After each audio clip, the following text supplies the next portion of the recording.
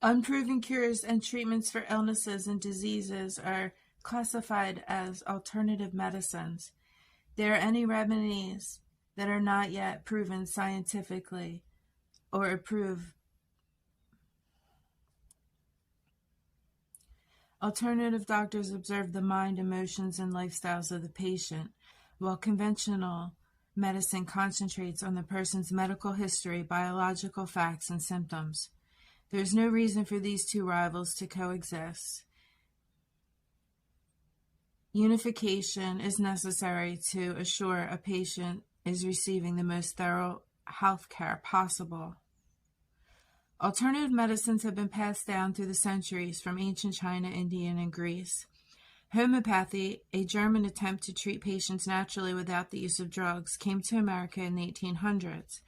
It resulted in what we now know as chiropractic and osteopathy, in which misalignments of the spine cause pain and in some patients later disease. By the 1920s, radio waves and colored lights were being used to combat cancer. Shortly after, Edward Casey, a psychic, introduced psychic healing. In this method, the mind is used to locate and change thought patterns that cause disease. Next, in the 60s, the Back to Nature movement created a large interest in Zen and Eastern philosophies. After this movement, in 1972, the American population became interested in acupuncture. Currently, all these medicines are continuing to be practiced. However, they are all stereotyped separately from each other and traditional medicine as well. The one view that alternative methods share is the belief that the mind and body are connected.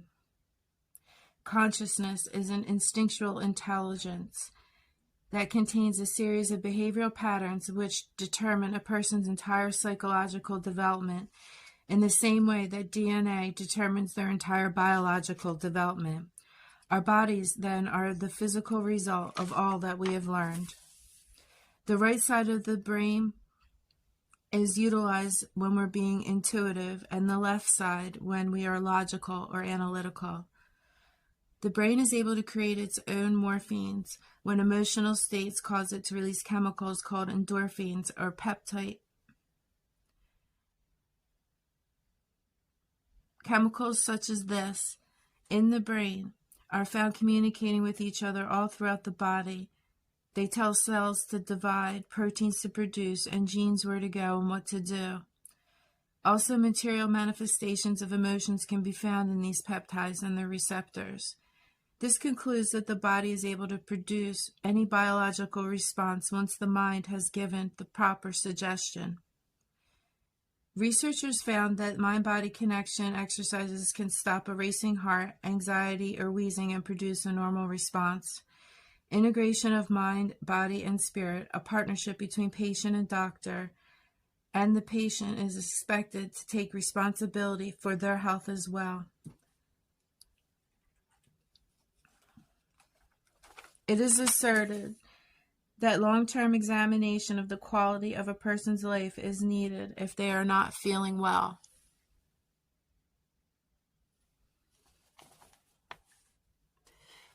Homeopathy is used by many. Transcendental meditation, mind over matter, is also used to get the blood flowing to all of the internal organs. This is a natural way to cleanse them. Stretching and rubbing are also used for this, to stimulate the brain and promote relaxation. The connecting factor of all alternative practices is that the mind has control over matter.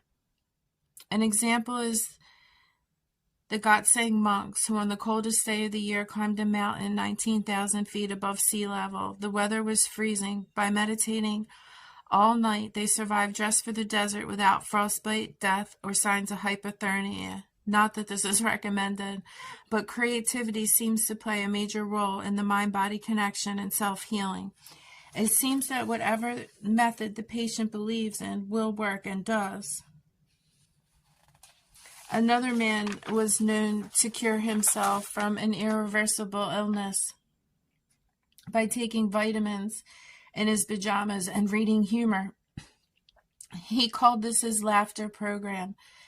and he lived to be 75, dying of a heart attack, not the collagen illness he was originally diagnosed with.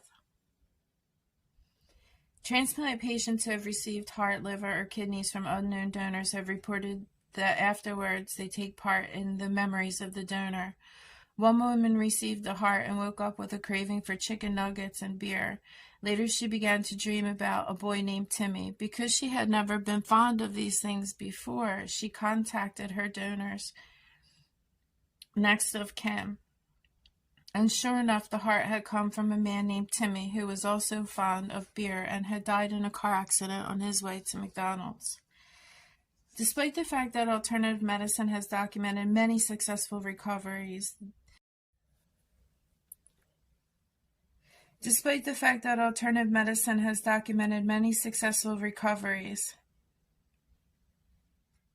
still an association was formed with plans to counter-influence what they considered their rival. Alternative cancer cures were discouraged, and a committee was devised against all of this, calling it quackery. This was designed to police what they called fraudulent medical practices. And they tried to destroy the American Chiropractic Association and get rid of the American Holistic Association.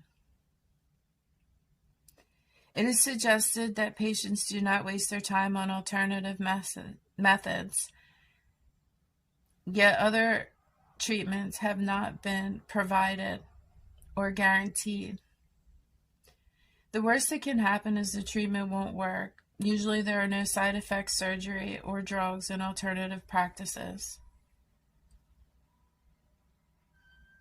And some patients' needs just can't be met with conventional medicine, it has been proclaimed. We're looking for a simpler, more personalized healthcare system. Regular medicine has been known to give drugs too quickly.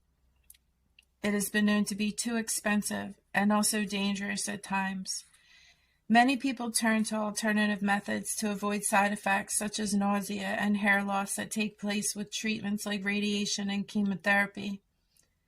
The FDA and AMA suggest that aged patients stay away from alternative medicines, yet all three of the conventional drugs they currently suggest for AIDS have long-term side effects, such as depression, toxicity of the liver, nausea, fatigue, depression, abdominal pain, and severe headaches. The secondary medications to combat these cause pains in the hands, feet, and joints. The alternative to them produces such severe side effects that the necessary dosage is impossible to administer without also using even more dangerous medications. One recovered ovarian cancer victim swore to the use of enzymes and revamping her diet with coffee and enemas, and said that this cost 20% of the conventional plan offered. She says this treatment has been ignored for 25 years, even though she has been cured. According to the American Medical News, unproven medicine spends 8 times longer with their patients because they take psychosomatic complaints seriously about jobs, families, hobbies. They do not rush the use of drugs like lithium and Valium because they know that we already possess these drugs naturally within our brains. It seems that with any given treatment, if the patient believes it will work, it does. Many people have been known to cure themselves by changing their beliefs and thinking habits. Stating you become what you think. Depression can cause changes in the body that weaken the immune system and cause heart attacks and other diseases. Likewise, too much stress can overwhelm and immobilize a person. The death rates of cancer and heart disease patients are higher for those who are under mental stress. It is found that meditation, relaxation, and verbalizing feelings all help to change a sick person's beliefs and enable them to heal. 90% of Bernie Siegel's patients who recover from serious illness said that a change in their life and attitude took place before healing occurred. Sickness is the mind's way of telling us that our bodies are suffering because of an unhealthy lifestyle. Many doctors feel changing how a person thinks and acts will bring about healthy changes in their body.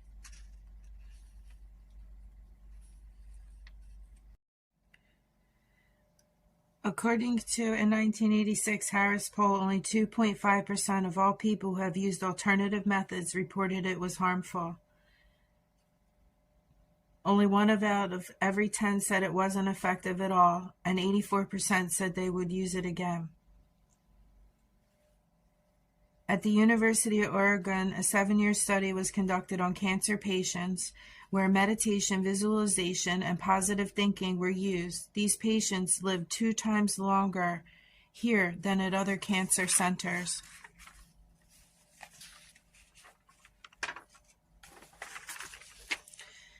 Because activity is believed to create a healthy immune system, all types of doctors should unite and play an active role in combining all the knowledge they possess into one responsible healthcare program that takes all aspects of the mind and body into consideration. There is no need to have so many different medical associations competing against each other. Dr. Benjamin Rush, who was one of the signers of the Declaration of Independence, wrote that physicians have learned nothing about the true nature of disease except how much poison could be given without causing death. If a united medical association was developed, patients would be assured they were getting the overall most thorough health care possible and available. This would be because all angles and opinions would be considered before any diagnosis or treatment could be given, thus offering a complete coverage medical plan, mind, body, and spirit. The unification of conventional and alternative medicines. December 5th, 1995, Angela Carl. Work cited in this research has been conducted by Herbert Benson, Charles Clark, Chopra Deepak, Bill Moyers, Nick Ciano, Bernie Siegel, and Carl Symington.